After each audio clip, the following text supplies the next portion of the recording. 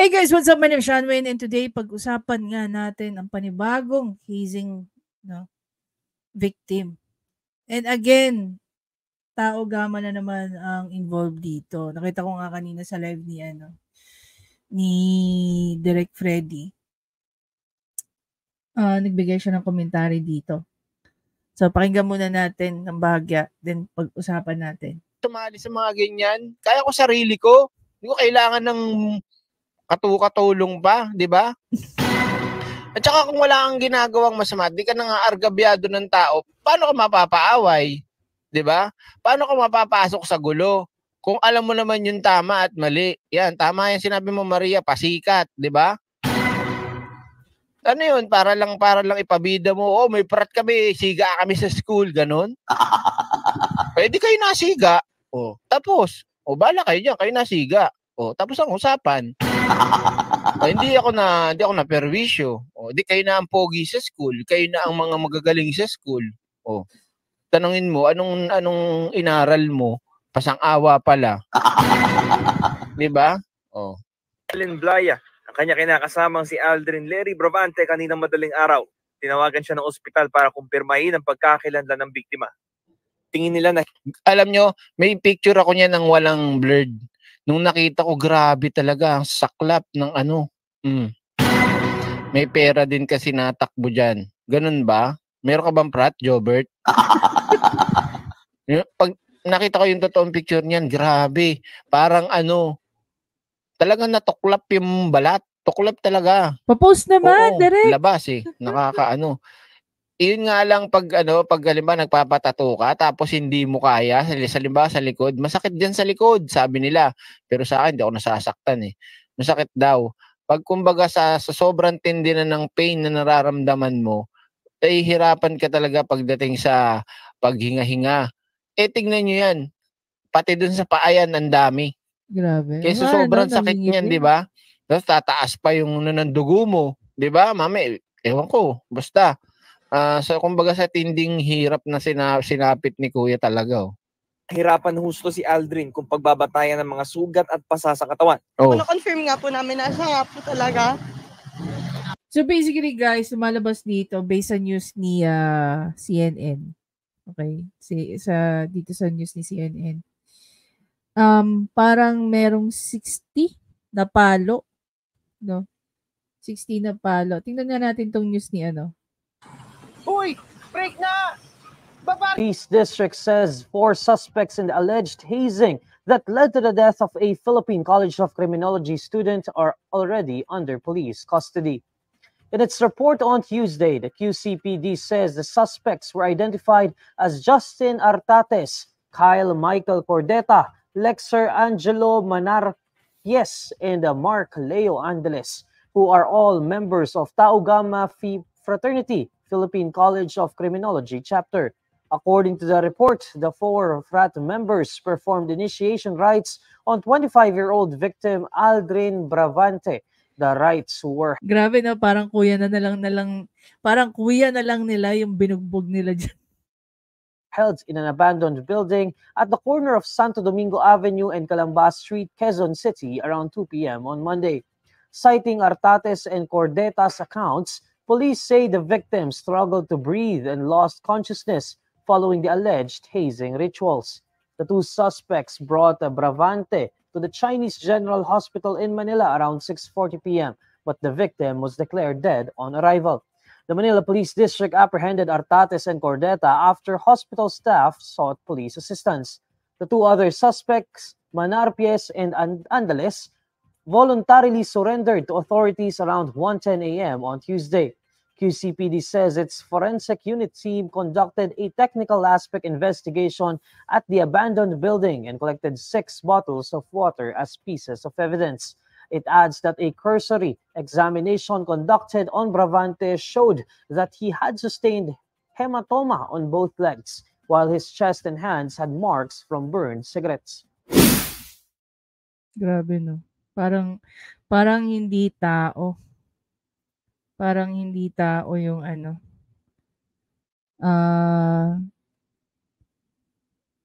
binigyan nila ng initiation, 'di ba? Ano daw? Iba yung balat mo, Direk? Hindi, mahaba lang yung aking pain tolerance. Grabe po talaga kasi bakit po may mga parang sugat-sugat po siya sa leeg? Pero ibang pain tolerance naman pagdating sa puso, Boom! Iba yun. Yung sa sakit ng katawan, kayang-kayang tiisin yan. May hugot. Humugot pa talaga si Direk. Dito po sa leeg may isa siyang maliit na sugat, sa kabila malaki po. Tapos may mga pasa-pasa po siya sa tiyan. Tapos meron siyang parang kagat sa may kamay, mga kaliwang kamay. Ba't kinagat? Alas 9 ng gabi nitong linggo, nagpaalam daw si Aldrin na luluwas sa Maynila mula Imus, Cavite dahil papasok daw sa paaralan kinabukasan. Pero buong araw ng Lunes, hindi na raw niya na-contact si Aldrin. Wala raw ideya si Dalen na may dadaluhang initiation rights si Aldrin. Ito rin ang pahayag ng best friend ni Aldrin. Ngayon, naiisip ko tuloy yung mga nagpabidang senador nung usapin sa parat na pagdinig. Tanungin kaya natin, singilin natin. Yeah, speaking of that, 7 months ago, dito nga sa pinost ni News 5 everywhere. 7 months ago, ito yung sabi ni Idol. We have to provide it with more teeth to make fraternities, sororities, and organizations involved in hazing more responsible and to make those who had a chance to prevent these deaths liable. And it is hard to hold these people liable because these types of organizations are shrouded in secrecy in a bond that dictates outright blind obedience to their seniors and masters. Madami po sa ating anti-hazing law ang hindi naman talaga nasusunod. Ang written notice sa school na may hazing ay hindi naman talaga po ginagawa at alam po natin lahat yan. Wala namang epekto sa kanila kung hindi nila ito i-report. At wala din namang kakayahan ng eskwelahan na malaman na hindi na-report sa kanila ang hazing activity. At dahil hindi ito ni-report, hindi na rin po natutupad yung may dalawang representative ang paaralan sa hazing or initiation rights. Another provision that should be amended is that the owner of the place where hazing is conducted shall be liable as an accomplice when he has actual knowledge of the hazing conducted therein but failed to take any action to prevent the same from occurring. Wala pong bisa ito. Napakadaling sabihin na hindi naman niya alam na nangyari yung hazing. Akala ko nabibidyo okay lang po sila. Ito po ang sasabing palusot ng may-ari ng venue. Nag-inuman lang po. Sino pong niloloko ninyo? Alam niyo po yan. At hinayaan niyo lang. Basta sasabihin niyo lang naman na wala ako doon, hindi ko alam, pero nagpagamit kayo. And so the owner of any property used in hazing and resulted to death or other punishable act under the hazing law should be considered as an accomplice and is presumed that you know about it. Okay. So just sa sinasabi ni Rafi Tulfo, applying whatever it is that he's saying there, yung nangyari ngayon dito sa panibagong kaso ng hazing na namatay, abandoned na yung building. Ang tanong, ito ba ay private ang may-ari o government ang may-ari? What if ang hazing nangyari po sa isang abandoned facility na ang may-ari gobyerno? Can you sue the government for that, Rafi Tulfo? Diba? Ito, abandoned building. Obviously, hindi alam ng may-ari na may nangyayari dyan. Ibig sabihin po, from now on, gagawa po tayo ng batas na ang lahat na may-ari ng venue at nag-facilitate doon sa initiation ay mananagot at kakasuhan ng reclusion perpetua pag may nangyaring hazing. Okay. Number 1 na question natin. 7 months ago, yan ang sinasabi ni Rafi Tulfo. Pwede na po ba natin kasuhan ang may-ari ng building, ng abandoned building na yan, na sa kalagitnaan ng araw may nangyayari palang hazing? Meron na po bang nakalagay sa batas natin? Nagkaroon na ba ng amendments ang anti-hazing law? Meron na po bang provision ang anti-hazing law Diyan sa sinasabi ni Raffy Tulfo. Meron na ba? Siyempre, wala pa rin. No if and buts. Mhm. Lahat ng mga owners ng venue dapat makasuhan. Okay. Hintayin natin na pakasuhan ni Raffy Tulfo yung may-ari ng abandoned building na yan. Itatanong sa kanya ng may-ari ng building, meron bang probisyon sa batas ng anti-hazing law na dapat nyo kaming kasuhan na wala kaming alam dyan sa nangyayari sa loob ng building na abandoned na yan?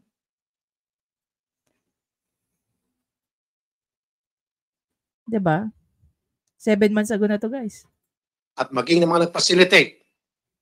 At lahat ng opisyal ng fraternity, chapter ng school na yan kung saan naganap ang hazing, kakasuhan din ng perpetua, reclusion perpetua, dahil hindi magaganap ang isang initiation pag walang go signal o hindi alam ng mga heads ng chapter na yan o heads ng mga school na yan. Ako, susuportahan ko si Raffy Tulfo dyan sa sinabi niya. No? Ako, interesado rin ako dyan. Pakakasuhan daw niya ng reclusion perpetua. No? O meron mang ganong klaseng kaso. No? 2 libro ng criminal law ang hinahanap ko, ang kasong reclusion perpetua.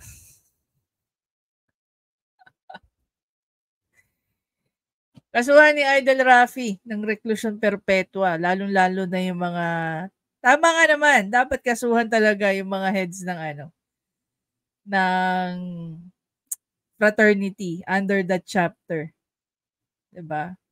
Dapat maging responsible sila. Okay?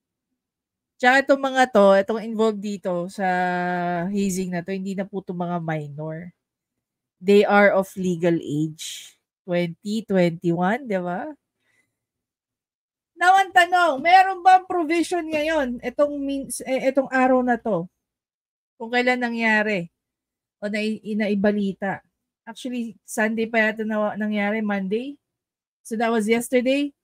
From yesterday, meron bang nakalagay sa provision ng batas na ang mga head chapters ng mga fraternity pwedeng kasuhan ni Raffy Tulfo ng reclusion perpetua? 7 months ago, may amendments na ba? Hindi mangyayari ang isang initiation kung hindi dumaan sa permiso ng mga heads ng mga fraternity. So, dapat pinapakita sa atin ni Raffy Tulfo, paano nga ba nangyayaring Ako, hindi ko alam. Interesado ako malaman. So, pagka halimbawa ba may neophyte na bago, bibigyan nila ng initiation, yung pinaka puno, no? Yung pinaka head ng chapter na yon, alam niya ba talaga lahat ng yan? Pwedeng oo, pwedeng hindi. 'Di ba?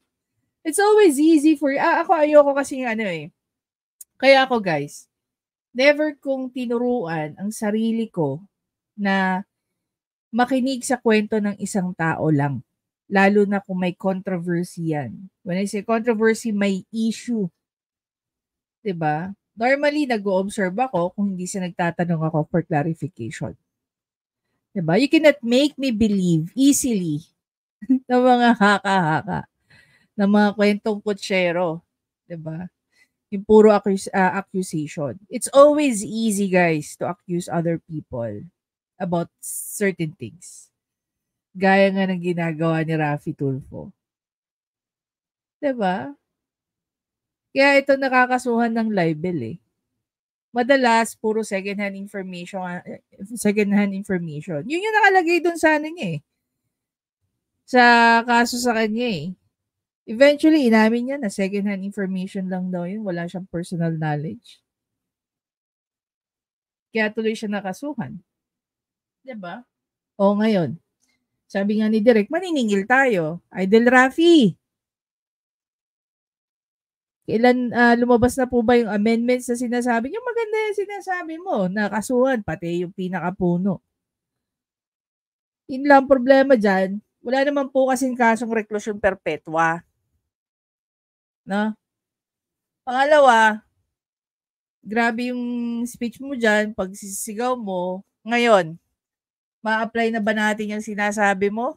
Therefore, kailangan pag may nangyaring hazing, lahat ng opisyales, automatic, kasuhan. Ako gusto ko yan. Honestly, gusto ko yan. Kung ano yung accountability ng tao mo sa baba, dapat accountability nung hanggang dulo. Kasi dapat may control yan eh. 'Di ba? May control yan. Ulit, tanong natin ulit si Idol. Idol, nangyari na ba yung yung amendments na sinasabi mo? Ng reclusion perpetua pag may naganap na hazing. As simple as that. Medyo putal nga po. Pero I think this might serve as a deterrent one way or the other para matigil na po itong tinatawag na hazing. Para matigil na po itong pamamaslang sa mga inosenteng estudyante. It's about time na panagutin natin whether absent o present ang mga opisyal ng fraternity na naganap na hazing, they should be held accountable, reclusion perpetua, no ifs, no buts. Ganon din po sa mga may-ari ng venue. Kasi nga po, yung mga may-ari ng venue, ang nag-facilitate po niyan ay kamag-anak. So this time, yung mga kamag-anak na nag-facilitate ng venue, mag-iing. Ewan ko sa'yo, Idol. Balik tayo dito kay Derek. O paano po ito? Imbestigahan nyo ulit. Ano pa ang gagawin nyo dito? Ang haba na ng investigasyon nyo. O, baka pa imbestigahan nyo din to. Di ba may ginawa nga kayong mga amyenda, sabi nyo? O ano pang kailangan dito? Same. Yung problema wala pang lumalabas na amyenda tungkol dyan. Kasi normally, pagka may amyendang gagawin, dapat lumalabas yan sa official gazette. So far, chinek ko, wala naman ako nakitang any amendments sa anti-hazing law. And we're talking about 7 months ago. Ganun ba katagal? Diba? Ganun ba katagal yan? Maraming nga naglabasan na batas na hindi naman natin napapansin. Lang din to. Parehas lang. Ang kailangan dito, NBI, police, at para mahuli mga suspect. Investigasyon, kaya na mga polis to. Baka mga ilan pa kayo. Alam niya matagal na raw sinasabi ni Aldrin ng interes na sumali sa frat. Gusto po niya talaga sumali. Kinukuha po siya ng doon sa community nila. Kaso po, gusto nga daw po niya parang school-based po. Tapos yun, sabi ko sa kanya, baka pag-initan ka gawa ng graduating ka eh. Bakit? Porket graduating, pag-iinitan? Anong klaseng katwiran ng frat yan? Di ba? Wala talagang kwenta sumali dyan. Nakakabuisit lang. Gusto na daw po siya bigyan, ganyan. O kumbaga, gusto na daw po siya paluan.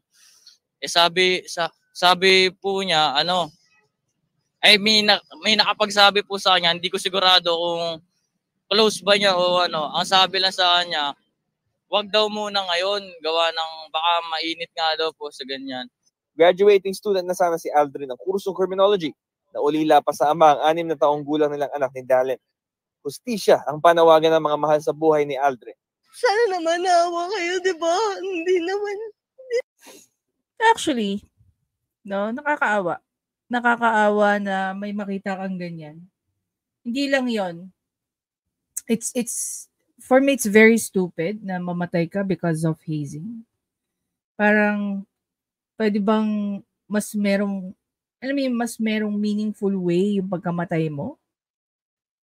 Hindi gusto mo lang mapasama sa isang grupo. Yung grupo na yun, yung pa yung magiging rason kung bakit ka nawala sa mundo.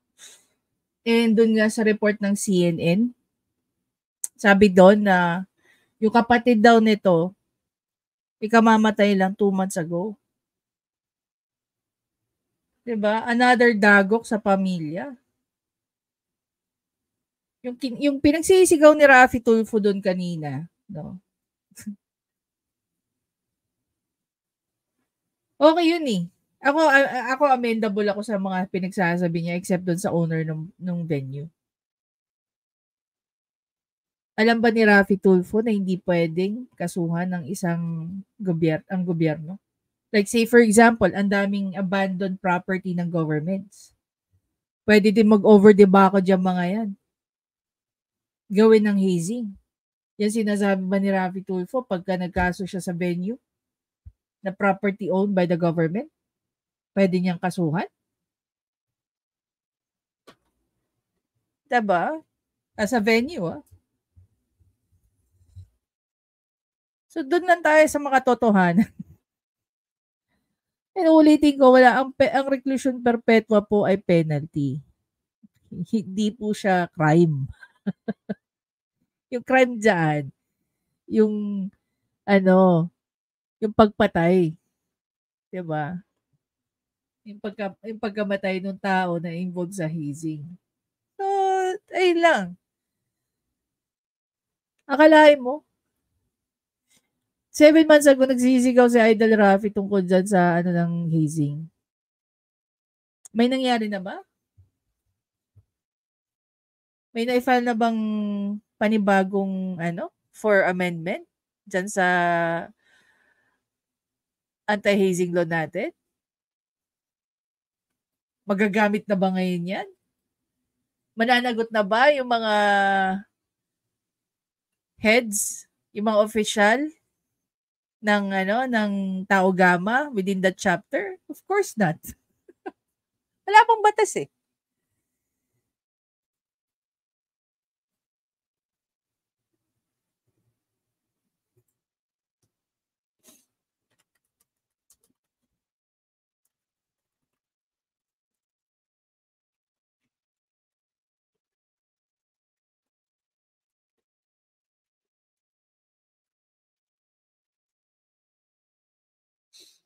Sige guys, kaya tanungin ko. Naging effective ba yung pagsisigaw ni Idol Raffy dyan sa Senate hearing tungkol doon sa isang namatay dahil sa hazing at sino na naman ang involved? Tao Gama. Alam mo, I think, Tao Gama is trying to make themselves respected sa community. Hindi lang sa community ng kanilang fraternity but in the society. Pero sa nangyayaring ito, yung mga recklessness ng kanilang member, napapasama patuloy sila. Napapasama sila lalo. Dapat doon pa lang sa naging issue doon sa estudyante ng Adamson, naging malaking aral na yan sa inyo. Hindi pa kayo natuto. 7 months after hit, ito na naman tayo. May batas ba na pumoprotekta dito sa biktima? Yes, meron. Pero wala tayong batas as of today na magkakaroon ng responsibility rin. Magiging liable din ang mga namumuno sa chapter na yan. Ako personally, I don't know. Hindi ako member ng kahit anong sorority or fraternity. Kung napasali man ako sa isang sisterhood, brotherhood, we don't consider ourselves as we don't consider that as a fraternity. We are lesser of a fraternity because wala namang kaming initiation.